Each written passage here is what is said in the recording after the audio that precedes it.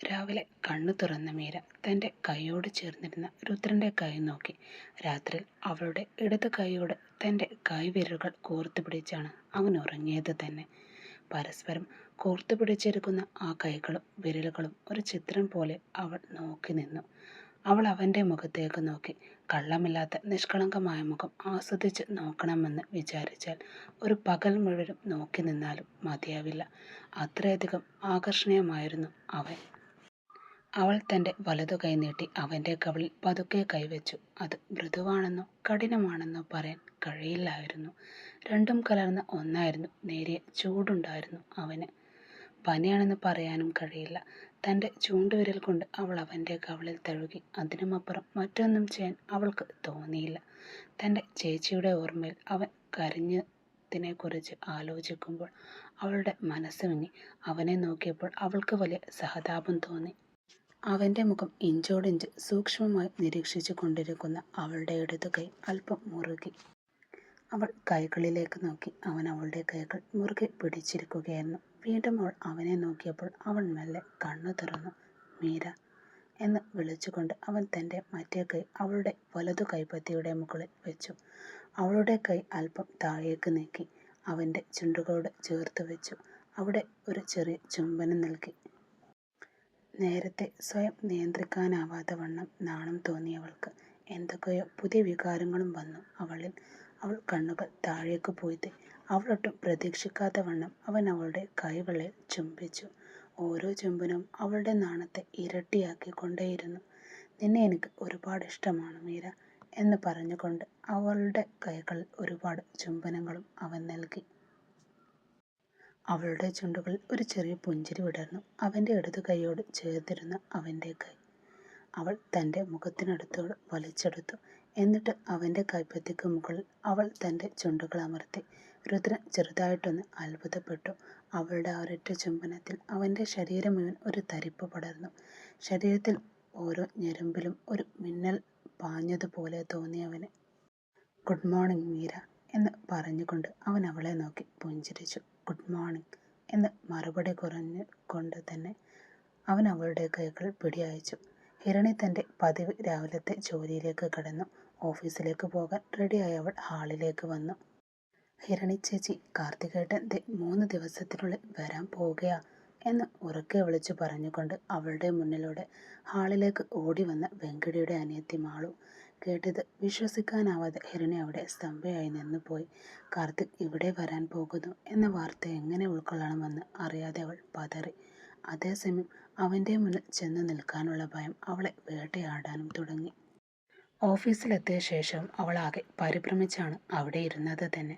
അവൾ വലിയ എന്തോ ചിന്തയിലായിരുന്നു. അപ്പോഴും അവളുടെ മുഖം കണ്ടപ്പോൾ തന്നെ എന്തോ വലിയ പ്രശ്നമുണ്ടെന്ന് വെങ്കിടിക്കും മനസ്സിലായി.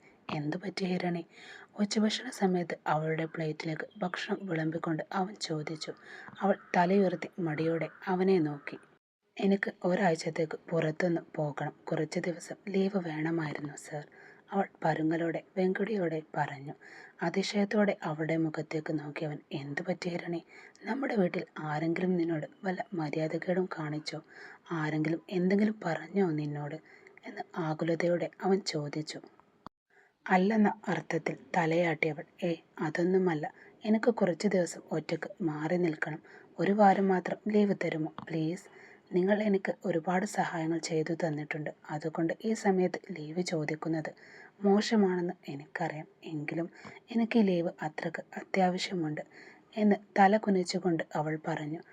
വിഷമത്തോടെ ആലോചിച്ചവൻ, ഞാൻ ആലോചിച്ചിട്ട് പറയാം ഹിരണി എന്നും അവളോട് മറുപടി പറഞ്ഞു. എന്തായിരിക്കും ഇതിന് കാരണമെന്ന് അവൻ എത്ര ചിന്തിച്ചിട്ടും ഒരു എത്തും പിടിയും കിട്ടിയില്ല. അവൻ ഉടനെ വീട്ടിലേക്ക് ഫോൺ ചെയ്തു. ഇന്നലെ വൈകുന്നേരം മുതൽ എന്താണ് അവിടെ സംഭവിച്ചതെന്ന് അന്വേഷിച്ചു. സാധാരണ ദിവസങ്ങളെ പോലെ തന്നെയാണ് കാര്യങ്ങൾ കടന്നുപോയതും. ഇന്നലെയും ഇന്നത്തെയും പകലും ഒരു സാധാരണ പോലെ തന്നെ. അമ്മേ, വീട്ടിൽ എന്തെങ്കിലും മാറ്റമുണ്ടോ എന്ന് അവൻ വത്സലമ്മയോട് ഫോൺ ചെയ്തുകൊണ്ട് ചോദിച്ചു.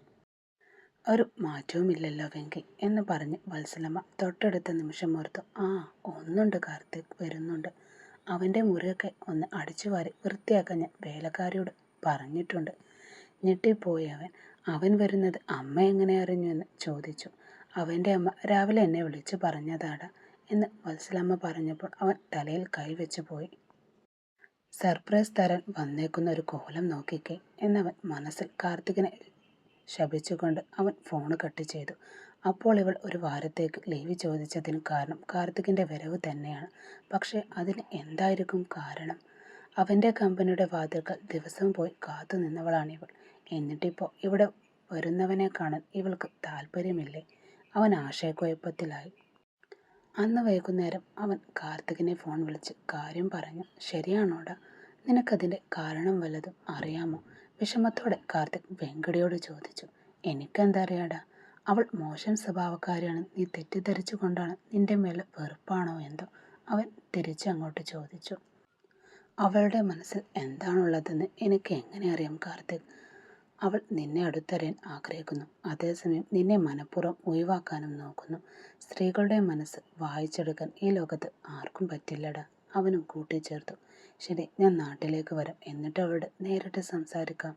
എനിക്ക് അവളെ മനസ്സിലാക്കാൻ പറ്റും എന്ന് പറഞ്ഞ കാർത്തിക് ഹിരണിയെ ഓർത്ത് വലിയ വിഷമമുണ്ടായിരുന്നു.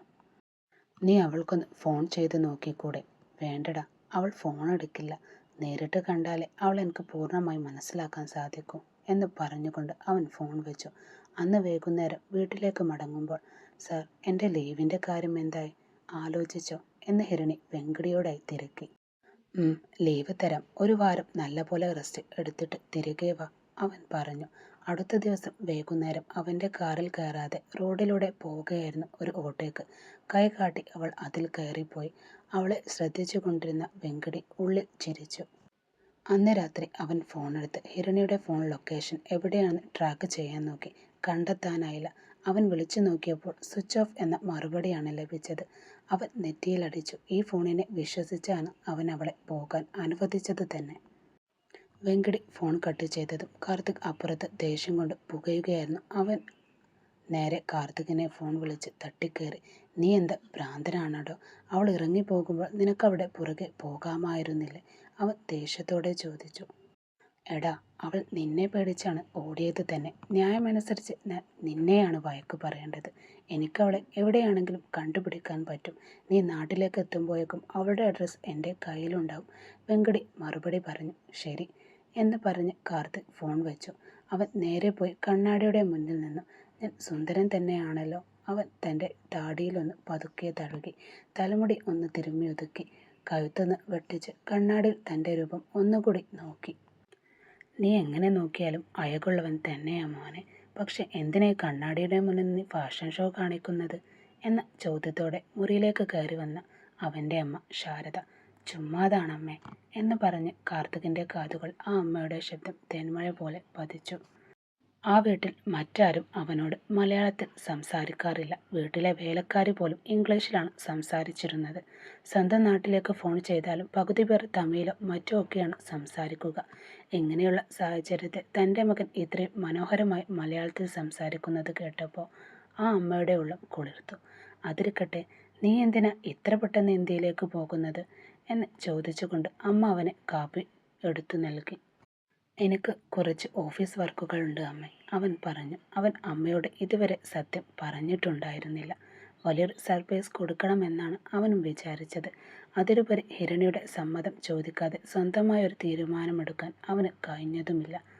അവൾ ഒരു വാരത്തേക്ക് ലീവ് എടുത്തു പോയത് അവൻ്റെ ഉള്ളിൽ വലിയൊരു ഭാരമായി അവശേഷിച്ചിട്ടുണ്ടായിരുന്നു. നിങ്ങളിതെങ്ങോട്ടാ? എന്നും അച്ഛനും മോനും ബിസിനസ് മാത്രമേ ഉള്ളൂ എന്ന് ശാരദ പതിവ് പോലെ പരിഭവം പറയാൻ തുടങ്ങിയതും അവൻ കണ്ണുകൾ ഉരുട്ടി അവളെ നോക്കി. എനിക്ക് നിന്റെ ജാക്സനെ കാണണം. നമ്മുടെ പുതിയ ബിസിനസ്സിനെ കുറിച്ച് സംസാരിക്കാനുണ്ട് എന്ന് പറഞ്ഞ് ഫയൽ തുറന്ന് ഭാര്യയുടെ നേരെ തിരിഞ്ഞു നടന്ന ദാസൻ പെട്ടെന്ന് എന്തോ പറയാനാഞ്ഞ് നെഞ്ചിൽ കൈവച്ചു. തൊട്ടടുത്ത നിമിഷം അവർ പുറകോട്ട് മറിഞ്ഞ് തറയിലേക്ക് വീണു. ദാസൻ!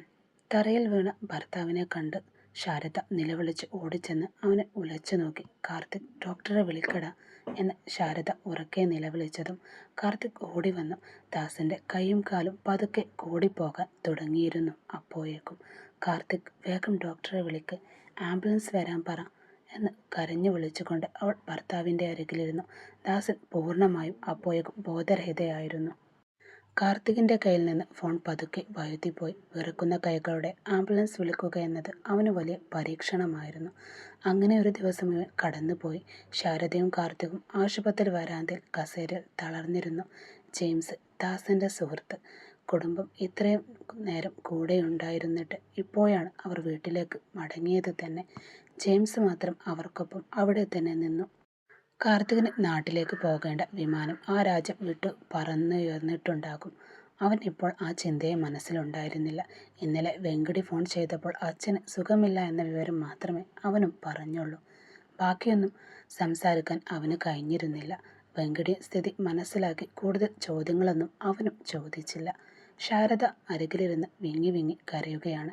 അവരെ ആശ്വസിപ്പിക്കാൻ പോലും ഉള്ള അവസ്ഥയിലായിരുന്നില്ല കാർത്തിക്. ഭയവും ആശങ്കയും അവൻ്റെ മനസ്സിനെ പൂർണ്ണമായും അപ്പോഴേക്കും തളർത്തിക്കളഞ്ഞു. ദാസൻ എപ്പോഴും ഭാര്യയോട് ദേഷ്യപ്പെടുകയും വഴക്കിടുകയും ചെയ്യുന്ന ആളാണെങ്കിലും അവളെ ജീവനായിരുന്നു അയാൾക്ക്. തൻ്റെ മകൻ എപ്പോഴും പുഞ്ചിരിയോടെ ഇരിക്കാൻ വേണ്ടി എന്തും ചെയ്യുന്നൊരു അച്ഛനായിരുന്നു അയാൾ. അപ്പോഴാണ് കാർത്തികിൻ്റെ തോളിൽ ഒരു കൈ പതിഞ്ഞത്. അവൻ തലയുയർത്തി നോക്കി. ഡോക്ടർ വിളിക്കുന്നുണ്ട് കാർത്തിക് എന്ന് ജെയിംസ് വന്ന് അവനോട് പറഞ്ഞു. അവൻ പതുക്കെ എഴുന്നേറ്റ് ഡോക്ടറുടെ റൂമിലേക്ക് നടന്നു. അരമണിക്കൂറിന് ശേഷം കരിവാളിച്ച മുഖവുമായി അവൻ പുറത്തേക്ക് വരുന്നത് ശാരദ കണ്ടു. ഡോക്ടർ എന്താണ് പറഞ്ഞത്? ഇടറിയ ശബ്ദത്തിൽ ആ അമ്മ അവനോട് ചോദിച്ചു. സ്ട്രോക്ക് ആണെന്നാണ് അമ്മയെ ഡോക്ടർ പറഞ്ഞത്, കാർത്തിക് പതുക്കെ പറഞ്ഞു. കേട്ടപാടെ ശാരദ തൻ്റെ സാരി തലപ്പ് വായ്ക്കൊപ്പം ചേർത്ത് പിടിച്ച് പൊട്ടിക്കരഞ്ഞു. അച്ഛന് ഭേദമാകും അമ്മേ, പക്ഷെ കുറച്ച് ദിവസങ്ങളെടുക്കും. അവൻ അവരെ ചേർത്ത് പിടിച്ചു. അമ്മ തലയാട്ടെങ്കിലും അവരുടെ കണ്ണുനീർ അടങ്ങുന്നുണ്ടായിരുന്നില്ല. അച്ഛൻ്റെ കൈയും കാലും പഴയതുപോലെ ആകാൻ, പൂർണ്ണമായ ആരോഗ്യത്തോടെ എഴുന്നേറ്റ് നടക്കാനും 1-2 വർഷം വരെ സമയം എടുക്കുമെന്നാണ് ഡോക്ടറും പറയുന്നത് എന്ന് പറഞ്ഞതും കാർത്തികിൻ്റെ കൺകോണുകളിൽ നിന്നും കണ്ണുനീർ തുള്ളികൾ താഴേക്ക് ഒലിച്ചിറങ്ങി.